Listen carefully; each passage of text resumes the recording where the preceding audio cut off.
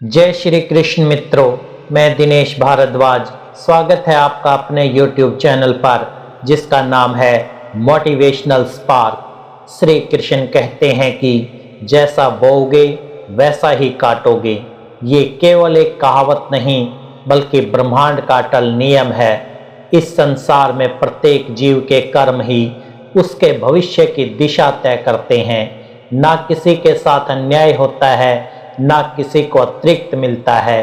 ये दुनिया एक विशाल तराजू है जिसमें हर कर्म का तोल है और हर फल का हिसाब है। आज हम एक ऐसी गहराई में उतरेंगे जहां कर्म और उसके फल के रहस्य जीवन की हर छोटी बड़ी बात से जुड़े हुए हैं। ये स्पीच सिर्फ सुनने के लिए नहीं, जीवन को समझने, संवारने और आत्मा को जगाने के लिए है। तो दोस्तों, अभी तक चैनल को सब्सक्राइब ना किया हो तो अवश्य कर लें, जिससे कि वीडियो का नोटिफिकेशन आपके पास सबसे पहले पहुंचे।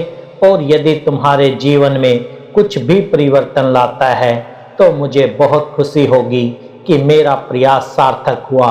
और वीडियो अच्छा लगे तो लाइक और शेयर जरूर करें। तो आइए इस यात्रा पर चलें। भगवान श्री कृष्ण कहते हैं कि कर्म का अर्थ केवल काम नहीं है, ये जीवन की धड़कन है। हर विचार, हर भावना, हर शब्द और हर क्रिया, ये सब कर्म है। हम जो सोचते हैं वही बीज बनता है, जो बोलते हैं वही दिशा बनती है और जो करते हैं वही हमारी नियति। कई लोग समझते हैं कि कर्म का मतलब केवल शरीर से किया गया कार्य है, नौकरी, व्यापार, सेवा, श्रम। लेकिन वास्तव में कर्म एक बहती हुई धारा है जो हमारे भीतर हर क्षण प्रवाहित हो रही है। सोच भी कर्म है। यदि हम भीतर नकारात्मकता बो रहे हैं तो बाहर सुख की फसल कैसे उगेगी। मन का एक गलत विचार, किसी का अनचाहा तिरस्कार, किसी के लिए ईर्ष्या या घृणा, ये सब सूक्ष्म कर्म है। और ये ब्रह्मांड इतना सूक्ष्म है कि वो हर कंपन को सुन लेता है। आप जैसा सोचते हैं वैसा ही बनते हैं। यदि आप सोचते हैं मैं कमज़ोर हूँ तो आप भीतर से कमज़ोर हो जाएंगे। लेकिन यदि आप सोचते हैं मैं कर सकता हूँ तो सृष्टि भी रास्ता बना देगी। बोलना भी कर्म है। शब्दों में शक्ति होती है, वे बना भी सकते हैं और मिटा भी सकते हैं। किसी के दिल को झेड़ना हो या तोड़ना हो, सिर्फ एक वाक्य काफ़ी है। आप जो बोलते हैं ये हवा में खो नहीं जाता, वो लौटता है कभी आशीर्वाद बनकर तो कभी श्राप बनकर। और फिर आता है प्रत्यक्ष कर्म, जो हम हाथों से करते हैं, पैरों से करते हैं। जीवन में हर दिन जो निर्णय लेते हैं यही तो हमारी दिशा तय करते हैं। जो कर्म से भागता है वो जीवन से भाग रहा है, क्योंकि कर्म ही वो माध्यम है जिसके द्वारा भाग्य खुद को प्रकट करता है। सोचना बंद नहीं कर सकते, बोलना रोक नहीं सकते, कर्म से बच नहीं सकते, तो फिर क्यों ना श्रेष्ठ कर्म करें। हर सुबह सोचो आज मैं क्या सोचूंगा, हर दिन तय करें आज मैं क्या बोलूंगा, हर शाम देखें आज मैंने क्या किया। यही आत्मनिरीक्षण, यही सजगता जीवन को अर्थ देती है। चुप रहना भी कर्म है, लेकिन अगर उस चुप्पी में घृणा है तो वो भी अपराध है।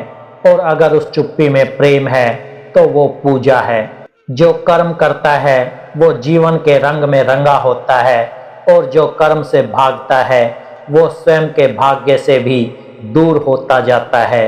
कर्म करो सजग होकर, प्रेम से, पूरी प्रतिष्ठा से, क्योंकि हर कर्म तुम्हारा प्रतिबिंब बनकर लौटेगा। हर सोच, हर शब्द, हर स्पर्श एक बीज है जो तुम्हारे ही भविष्य में पेड़ बनेगा। तो ऐसे कर्म करो कि वो भविष्य एक आशीर्वाद हो, पछतावा नहीं। कर्म से जीवन रचो, कर्म से अपने भाग्य को सजाओ, कर्म से भागो मत। कर्म में ही परमात्मा है। ये कहानी है रामलाल नाम के एक गरीब लेकिन ईमानदार किसान की, जो एक छोटे से गांव में रहता था। उसके पास जमीन कम थी लेकिन उसका मन बड़ा था। वो हमेशा दूसरों की मदद करता, सच्चाई से जीता और कठिन परिश्रम करता। गांव में एक अमीर जमींदार भी था, रघुनाथ सिंह, जो घमंडी, लालची और लोगों का शोषण करने वाला था। वो रामलाल से हमेशा कहता, तेरे कर्म क्या बदलेंगे तेरा भाग्य, तू तो जन्म से ही गरीब है। रामलाल बस मुस्कुरा कर कहता, कर्म ही भाग्य का निर्माता है। रघुनाथ बाबू, समय सबका आता है। एक साल भारी सूखा पड़ा, गांव के लोग परेशान थे। रघुनाथ ने अपनी गोदामें भर ली, लेकिन भूख से तड़पते गरीबों को एक मुट्ठी अनाज तक भी नहीं दिया। उधर रामलाल, जो खुद भी कठिनाई में था, फिर भी अपने पास जो थोड़ा बहुत था बांटता रहा। भूखे बच्चों को खिलाता, बीमारों की सेवा करता और लोगों को हिम्मत देता। गांव वालों का भरोसा उसी पर टिक गया। फिर एक दिन सरकार की तरफ से एक योजना आई। ईमानदार किसानों को मुफ्त सिंचाई की सुविधा और अनुदान मिलना था। जब अधिकारी गांव आए तो उन्होंने गांव वालों से पूछा, कौन सबसे योग्य है? सबकी आवाज एक ही थी, रामलाल। रामलाल को उस योजना से लाभ मिला। उसकी जमीन पर पहली बार इतनी अच्छी फसल हुई कि वो खुद आत्मनिर्भर बन गया। धीरे धीरे उसने खेती बढ़ाई और अब वो दूसरे किसानों को भी रोजगार देने लगा। इधर रघुनाथ, जो अपनी लालच में डूब रहा था, उस साल उसकी गोदाम की सारी अनाज बरसात में सड़ गई और उसका नुकसान इतना हुआ कि वो कर्ज में डूब गया। अब गांव के लोग रघुनाथ को नहीं, रामलाल को सम्मान से बाबूजी कहने लगे। रामलाल ने एक बार फिर मुस्कुराकर कहा, कर्म का फल देर से सही लेकिन अचूक मिलता है। रामलाल की कहानी हमें सिखाती है कि सच्चा कर्म ही सच्ची पूजा है। भगवान श्री कृष्ण कहते हैं कि सत्कर्म वो होते हैं जो प्रेम, करुणा और सत्य से प्रेरित होते हैं। जैसे किसी की निस्वार्थ सहायता करना, सत्य बोलना, अपमान सहकर भी शांत रहना। इन कर्मों का फल बाहरी नहीं बल्कि भीतर मिलता है। शांति, आत्म संतोष और सफलता के रूप में ये जीवन को ऊंचा उठाते हैं। दुष्कर्म वे हैं जो अहंकार, लालच या क्रोध से जन्म लेते हैं, जैसे किसी को धोखा देना, अपमान करना, हानि पहुंचाना या दूसरों को गिराना।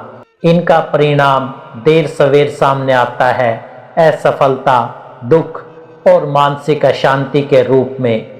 ये जीवन को अंधकार की ओर ले जाते हैं। अकर्म अर्थात निष्काम कर्म, जब हम बिना किसी फल की अपेक्षा के हर कार्य को भगवान को अर्पित कर देते हैं। श्री कृष्ण ने गीता में इसी को सच्चा योग कहा है। ये कर्म ना तो बंधन लाता है ना पछतावा, ये आत्मा को मुक्त करता है और हमें ईश्वर के ओर निकट ले जाता है। सत्य, सेवा और समर्पण, यही सच्चे कर्म की पहचान है। भगवान देर करते हैं, अंधेर नहीं। कई बार लोग कहते हैं, मैंने तो किसी का कुछ बिगाड़ा नहीं, फिर मेरे साथ क्यों हो रहा है? इसका उत्तर सरल है, कर्मों का फल तुरंत नहीं मिलता, समय पर मिलता है। बीज आज बोओगे, फल वर्षों बाद मिलेगा। कर्म आज करोगे, फल आने वाले जीवन में भी मिल सकता है। गीता कहती है, मनुष्य एक क्षण भी बिना कर्म के नहीं रह सकता। किसी को जल्दी सफलता मिलती है, किसी को बहुत संघर्ष के बाद। क्यों? क्योंकि पुराने जन्म के कर्म भी साथ चलते हैं। कोई अमीर होकर भी दुखी है, कोई गरीब होकर भी प्रसन्न। क्यों? क्योंकि प्रसन्नता का फल पुण्य कर्म है और दुख का कारण कोई ना कोई दुष्कर्म। जैसे रावण के पास शक्ति थी, ज्ञान था, पर अंत दुख क्यों? क्योंकि कर्म अहंकार और अधर्म के थे। श्री राम वन में भटके, पर अंत विजय का क्यों? क्योंकि कर्म सत्य, प्रेम और धर्म के थे। किसी को दिल से माफ कर देना एक पुण्य कर्म है। बिना स्वार्थ के मुस्कुराकर मदद करना आत्मा को ऊंचा उठाता है। किसी के बारे में गलत सोचना चुपचाप आपके भाग्य को चोट पहुंचा देता है। ईमानदारी से अपना कार्य करना भविष्य को उज्जवल बनाता है। बुजुर्गों का आदर, माता पिता की सेवा हजारों यज्ञों से श्रेष्ठ कर्म है। हर दिन छोटे छोटे पुण्य जोड़ो, बड़े कर्म खुद हो जाएंगे। भगवान कहते हैं जिसे तुम दुख समझते हो वो कर्मों की सफाई है। कभी कभी जीवन में इतना दुख आता है कि लगता है सब कुछ खत्म हो गया, लेकिन यही समय होता है जब पुराने कर्म जलते हैं। याद रखो, अगर आप सच्चे हैं फिर भी दुख झेल रहे हैं, इसका अर्थ है कि ईश्वर आपके भीतर की सफाई कर रहे हैं। जब तक कर्मों का आचरण पूरा नहीं होगा तब तक आत्मा को मुक्ति नहीं मिलती। यदि आप किसी बुरे इंसान के साथ रहते हैं तो उसका कर्म आपको भी प्रभावित करता है। इसलिए कहा गया है संगति का प्रभाव सीधा आत्मा पर पड़ता है। अतः संगत करो, सत्कर्म करो और सतत प्रयास करते रहो। बहुत लोग कहते हैं जो भाग्य में लिखा है वही मिलेगा, लेकिन भगवत गीता इसका सीधा उत्तर देती है, कर्म ही भाग्य का निर्माता है।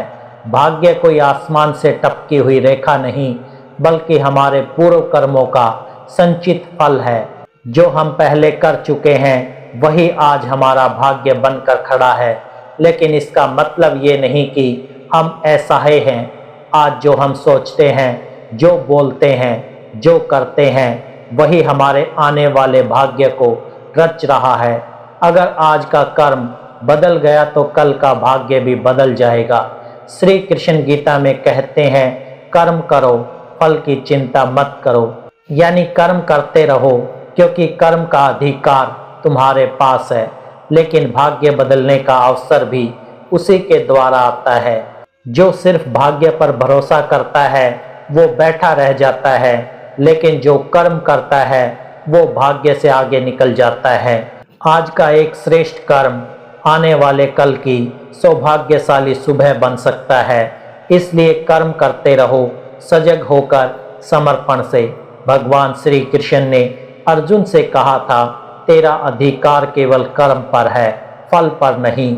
इसका अर्थ ये नहीं कि फल नहीं मिलेगा, बल्कि ये है कि फल की चिंता छोड़ दो। जब चिंता रहित होकर मन शांत करके कर्म किया जाता है तब फल अपने आप सर्वोत्तम रूप में आता है। हर काम को ईश्वर की पूजा मानकर करो, स्वार्थ त्याग दो, ना कि उद्देश्य। किसी को नीचा दिखाकर कभी ऊपर मत उठो, दूसरों के कर्मों को मत देखो, अपने कर्म सुधारो। हर दिन सोने से पहले खुद से पूछो आज मैंने कौन सा पुण्य किया। अपने कर्म ऐसे बनाओ कि तुम्हें देखकर दूसरों के कर्म भी बदल जाएं। आप कौन हैं ये आपके कर्म तय करते हैं, जाति, जन्म या नाम नहीं। आप जीवन में कहाँ पहुँचेंगे ये आपकी नियत, मेहनत और लगन पर निर्भर करता है। किस्मत सिर्फ बहाना है, लोग आपको याद रखें या भुला दें ये भी इस बात पर निर्भर करता है कि आपने उनके लिए क्या किया, दुनिया में क्या योगदान दिया। इतिहास उन्हीं का बनता है जो कर्म करते हैं, सिर्फ सोचने वालों का नहीं। कल्पना रास्ता दिखा सकती है, लेकिन मंजिल तक पहुंचाने वाला तो कर्म ही होता है। इसलिए कर्म करो, सच्चे मन से, संकल्प से। अगर कोई कार्य प्रेम से किया जाए वो महान बन जाता है। बिना प्रेम के किया गया कर्म चाहे दिखने में अच्छा हो, अंदर से खोखला होता है। इसलिए कर्म के साथ भावना भी पवित्र होनी चाहिए। कर्म का फल अचूक है, भरोसा रखो। तुम्हारा एक एक आंसू, एक एक मुस्कान, एक एक सेवा, एक एक चोट सब गिना जा रहा है। कोई देखे या ना देखे, ईश्वर सब देख रहे हैं। कोई सराहे या ना सराहे, प्रकृति सब नोट कर रही है। आज मेहनत करो, कल उसका चमत्कारिक फल तुम्हारे सामने होगा। कभी घबराना नहीं कि तुम्हारे अच्छे कर्म का फल क्यों नहीं मिला। बस भरोसा रखना, समय जब आएगा तब तुम्हारा भाग्य सबको चौंकाएगा। तो दोस्तों, मैं दिल से आशा करता हूँ कि ये वीडियो आपको अच्छा लगा होगा। यदि वीडियो पसंद आया हो तो वीडियो को लाइक करें, चैनल को सब्सक्राइब करें और कमेंट में जय श्री राधे कृष्णा लिखकर अपनी भक्ति को व्यक्त करें।